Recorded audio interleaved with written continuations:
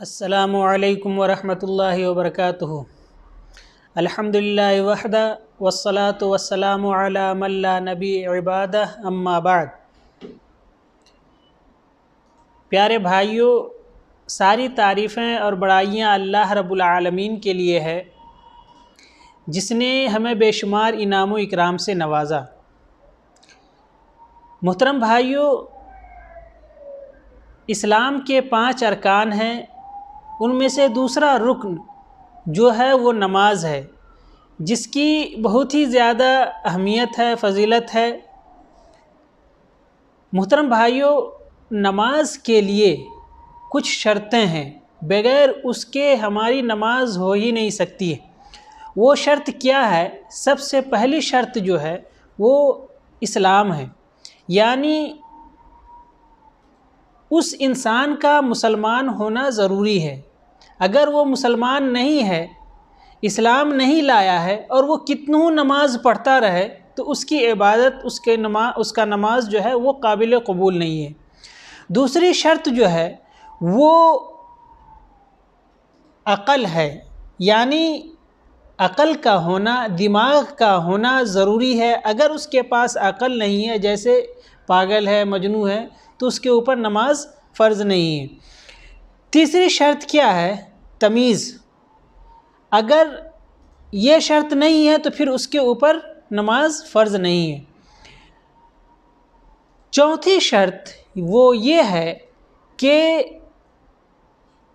اس وقت کا داخل ہونا، یعنی ہم جو نماز ادا کر رہے ہیں وہ نماز، اس نماز کا وقت ہو، اس نماز کا وقت داخل ہو گیا ہو۔ اگر وہ نماز کا وقت داخل نہیں ہوا ہے اور ہم اس نماز کو ادا کر رہے ہیں تو پھر ہماری وہ نماز قابل قبول نہیں ہے۔ ایسے ہی 5ویں شرط یہ ہے کہ انسان کا جو شرمگاہ ہے اس کا چھپا ہوا ہونا، اور 6ٹھی شرط یہ ہے کہ نیت کا ہونا۔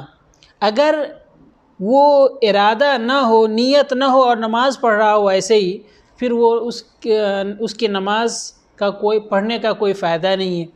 ایسے ہی قبلہ کی طرف رخ کر کے نماز پڑھنا، یہ 7ویں شرط ہے کہ انسان جب نماز پڑھے اور نماز کا وقت آ جائے اور نماز ادا کرنا چاہے تو قبلہ کی طرف رخ کر کے وہ کھڑا ہو۔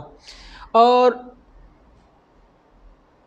8ویں شرط طہارت ہے، پاکی کا ہونا، دل و دماغ کا بھی پاک ہونا، یعنی جو شرک ہے، بدعت ہے، وہ دل کے اندر نہ ہونا، بلکہ خالص وہ عبادت اللہ تبارک و تعالیٰ کے لیے کرنا۔